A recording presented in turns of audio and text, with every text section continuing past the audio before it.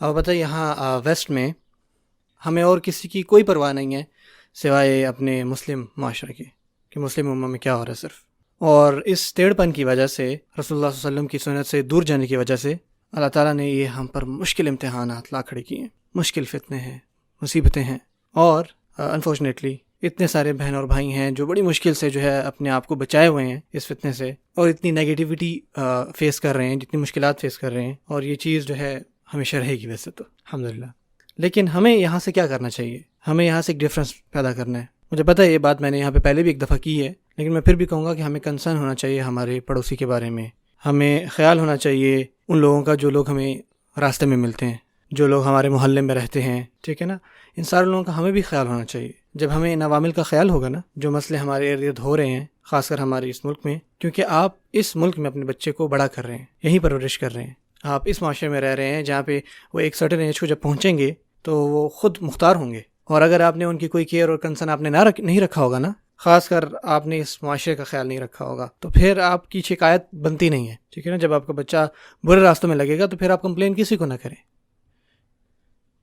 کیونکہ یہ بھی ہمارا کام ہے کہ ہم اس چیز کا خیال رکھیں کہ جہاں ہمارے بچے بڑے ہو رہے ہیں وہ معاشرہ کیسا ہے، ہم کیسے ان کی پرورش کر رہے ہیں. وہ اپنے آپ کو جب مسلمان کہیں تو ان کو فخر محسوس ہو اس بات پہ، ٹھیک ہے. ان کے دل میں یہ نہ خیال ہے کہ یار ہم نے کسی کو بتائیں کہ ہمارا مذاق نہ اڑے.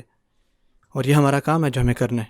اور یہ شاید اس نسل تک نہ ہو سکتا ہے کہ آپ اپنی ان کوششوں کا پھل نہ دیکھیں، لیکن اگر کوئی بھی بیج نہیں بوئے گا تو کوئی بھی فصل نہیں کاٹے گا. پھر آج جو زمین نہیں کھودے گا اور اس کے اندر کوئی دانے نہیں ڈالے گا اور ان کو پانی نہیں دے گا تو آنے والے وقتوں میں کوئی فصل نہیں ہوگی. یہ بھی ایک حقیقت ہے کہ زندگی کیسے چلتی ہے. سو آپ کو اور مجھے کچھ کوشش کرنی ہے، کیونکہ ہم آپ سمجھ لیں بس زیرو کے لیول پہ کھڑے ہوئے ہیں، کسی نے کچھ زیادہ کام نہیں کیا اس کے اوپر ابھی تک، ٹھیک ہے نا. ہو سکتا ہے کہ پوری ایک جنریشن لگ جائے، ایک نسل گزر جائے ہمیں یہ محنت کرتے کرتے. ہو سکتا ہے 2 نسلیں لگ جائیں جو ہم کوشش کریں ہمیں ان کے پھل پھر جا کے کہیں نظر آئیں، ٹھیک ہے نا. جہاں ہم رہتے ہیں اس جگہ کو بہتر بنانا ہے ہمارے بچوں کے لیے اور ان کے بچوں کے لیے، کہ وہ بھی ایسی مساجد میں جا کے بیٹھ سکیں جیسے ہم آج اپنی مسجدوں میں بیٹھے ہوئے ہیں. دیکھیں اگر آپ ایسا نہیں کریں گے اور آج سے 2 نسلوں کے بارے میں سوچیں، جب آپ سڑک پہ چل رہے ہوں، ٹھیک ہے، کوئی عورت جا رہی ہے نقاب اور حجاب کے ساتھ، اور لوگ اس کو نہ تنگ کریں، اس کا مذاق نہ اڑایا جائے، اس کو ٹارچر نہ کیا جائے، اور یہ ساری چیزیں جو آج ہو رہی ہیں ان کو کون دور کرے گا. لیکن ہمیں آج سے یہ کوششیں کرنی ہے. جو مسئلہ میں یہ دیکھتا ہوں کہ ہمیں نا جلدی رزلٹ چاہیے ہوتے ہیں ہر چیز کے. ہمیں محنت کرنا پسند نہیں ہے اب. ہاں اگر ہمیں کوئی فوراً رزلٹ مل رہے ہیں نا تو ہم محنت کرتے ہیں. ہمیں وہ محنت اچھی نہیں لگتی جہاں پہ ہمیں فوراً سے کوئی انعام نہ ملے. اور یہ ساری چیزیں میڈیا میں، سوشل میڈیا میں، یہ ساری چیزیں ہمیں انسٹنٹ مل رہی ہوتی ہیں. ہمیں فوراً سے چیز چاہیے، فوراً سے ہمیں اپنا اجر چاہیے. ہمیں وہ کوئی لمبے لانگ آورز نہیں کرنے. آپ سوچیں گے مجھے لائکس وغیرہ کہاں سے ملیں گے اگر جو میری کامیابی ہے وہ میں نے دیکھی نہیں. ہو سکتا ہے کہ میں مر چکا ہوں گا، ہو سکتا ہوں میں اپنی قبر میں ہوں گا.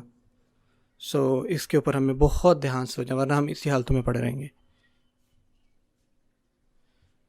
رسول اللہ صلی اللہ علیہ وسلم نے بالکل واضح طور پر یہ فرما دیا، واللہ واضح طور پر انہوں نے کیا فرمایا کہ جب آپ لوگ مطمئن ہو جائیں عینا کے ساتھ، جب آپ کو اطمینان آ جائے عینا کے ساتھ. عینا کا مطلب ہے کہ آپ کو اس کی پرواہ نہیں کہ آپ کے پیسے کہاں سے آ رہے ہیں، آپ کو پرواہ نہیں کہ آپ اپنا رزق حلال کیسے کما رہے ہیں، حلال بھی ہے کہ نہیں. جب آپ کو اس کی پرواہ نہ رہے، آپ کہاں لگا رہے ہیں، کہاں خرچ کر رہے ہیں، کسی کو دھوکہ دے رہے ہیں، جو بھی کر رہے ہیں، آپ کے لیے کوئی بڑی بات نہیں رکھتی، اور آپ اس سے اطمینان ہو جائیں، لوگوں کو دھوکے دینے میں آپ کو ایک سکون ملنے لگ جائے، ٹھیک ہے نا، اور آپ محنت کرنا، مشقت کرنا، حلال کمانا چھوڑ دیں، تو پھر اللہ سبحانہ تعالیٰ جو ہے ہم پر ذلت بھیجیں گے، ٹھیک ہے نا. ذلہ بھی عربی میں لفظ ہے جو کہ ابھی کمر پر آئے گی. ہم کیسے اس کو اوائڈ کر سکیں گے؟ ہم ایسا کیا کریں کہ یہ ہمارے ساتھ نہ ہو؟ کیسے ہم اپنے آپ کو اس ذلت سے بچائیں؟ ہم نہیں بچ سکیں گے. آپ صلی اللہ علیہ وسلم نے یہ بھی واضح طور پر فرمایا کہ اگر اللہ تعالیٰ آپ کو کوئی ضرر پہنچائیں، اگر پوری انسانیت بھی آ جائے نا آپ کو بچانے کے لیے، آپ اپنے آپ کو کسی محل میں بند کر لیں، آپ پھر بھی اپنے آپ کو اللہ تعالیٰ کے اس عذاب سے، اس سزا سے نہیں بچا پائیں گے، ہرگز نہیں بچا پائیں گے.